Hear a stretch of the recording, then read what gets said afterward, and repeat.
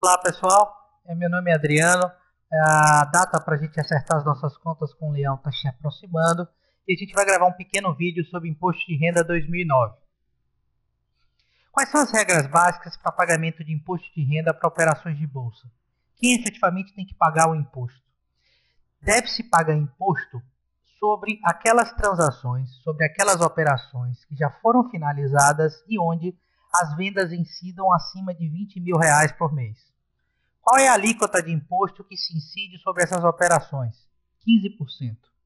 Além disso, a Receita tem um imposto rastreador de 0,005% que começa a incidir quando o aplicador, quando o investidor, vende mais do que R$ 20.000 de ações em um único mês. A apuração e a data de pagamento do imposto ela é bem simples.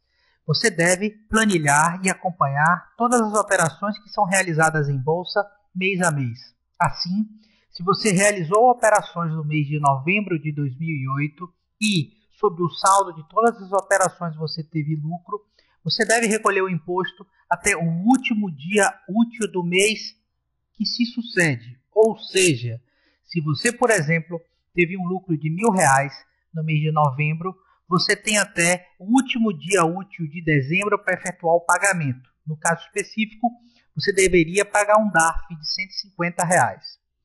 As operações também que são realizadas em renda variável possibilitam que você compense perdas que você teve em outras operações ou em meses anteriores. E, para fins de pagamento de imposto, o valor da ação que se leva em consideração para cálculo é o preço médio das ações que foram adquiridas. As operações de day trade elas possuem regras específicas, a gente vai vê-las já nos exemplos que a gente vai trazer, e prejuízos que ocorrem em operações de day trade não podem ser compensadas com operações normais. A seguir, nós veremos alguns exemplos que vão facilitar o nosso aprendizado. Nessa primeira tela de exemplo, eu gostaria de chamar a atenção que esse investidor que realizou operações no mês de outubro e no mês de dezembro do ano passado teria que recolher imposto. Por quê? Porque ele fez operações de compra e venda de títulos e o saldo financeiro de todas as transações levou a que esse investidor tivesse um lucro de aproximadamente R$ 10.000. A gente observa que ele comprou ações da Vale do Rio Doce no dia 28/10, vendeu as ações no dia 5 de novembro, depois ele comprou ações da Petrobras no dia 28/10 e vendeu no dia 4 de novembro, ele comprou também ações do Bradesco, vendeu no dia 4 de novembro, e o saldo total de todas essas transações proporcionou a esse investidor um ganho líquido de R$ 10.000. Portanto, esse investidor que realizou lucros no mês de novembro teria até o dia 31 de dezembro de 2008 para efetuar o pagamento do imposto. O imposto, nesse caso específico, como as operações não foram de day trade, seria de 15% sobre o lucro total das operações realizadas. Esse exemplo específico que eu trago mostra um investidor que não teria imposto para pagar no mês de novembro. Por quê? Porque ele realizou várias transações e o saldo de todas essas transações levou esse investidor a possuir um prejuízo de R$ 9.323. Isso significa que esse investidor não tem nada para pagar até o último dia útil do mês subsequente. Pelo contrário, esse saldo das vendas que foram realizadas com prejuízo no mês de novembro de 2008, no montante de aproximadamente R$ 9.300, ele vai ser utilizado por esse investidor nos lucros futuros que esse investidor porventura venha a ter, nos meses subsequentes que esse investidor venha a ter, no sentido de diminuir a base de cálculo. Eu vou mostrar já um caso específico de compensação de perdas.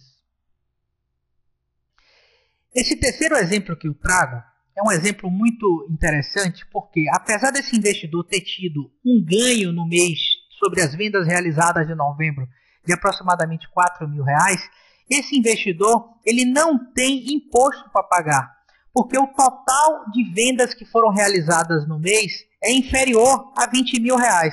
Portanto, não há imposto para pagar nesse caso específico. Ou seja, mesmo que o investidor tenha tido lucro no mês específico, as vendas estando abaixo de 20 mil reais no global, não há imposto para se pagar.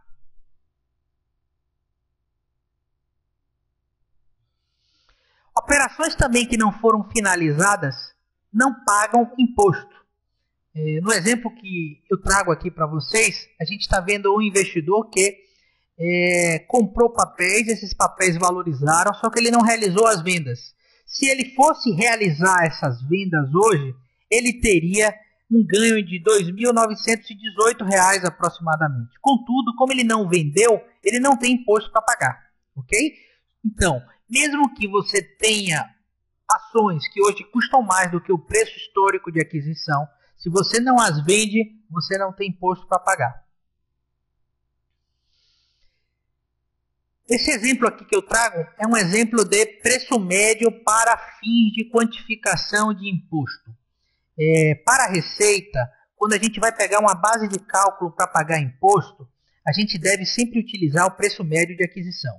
Observe que esse investidor comprou 2.000 ações de Vale a um preço de R$ 22 no mês de outubro. Depois, em novembro, ele faz uma aquisição de 3.000 ações a 24. Depois, ele faz em dezembro uma aquisição de 1.000 ações a 26, fazendo um total de 6.000 ações. Qual é o preço que esse investidor deve utilizar se, porventura, no futuro, ele vir a vender essas ações da Vale do Rio Doce? O preço histórico de aquisição dele vai ser esse preço médio, ou seja, ele vai pagar ele vai utilizar os 23,67 como base de cálculo para um futuro imposto. Prejuízos em meses anteriores, eles também podem ser abatidos em meses subsequentes. Esse quesito aqui chama-se compensação. Observe esse investidor que em janeiro realizou ao total várias operações e, ultrapassando o limite de 20 mil reais sobre as vendas, teve um lucro de 5 mil reais no mês de janeiro. Nesse caso específico, esse investidor teria 750 reais de imposto para pagar. No mês de fevereiro, o investidor teve perda, ele realizou perdas de 10 mil reais. Como ele perdeu 10 mil reais, ele não tem nada de imposto para pagar.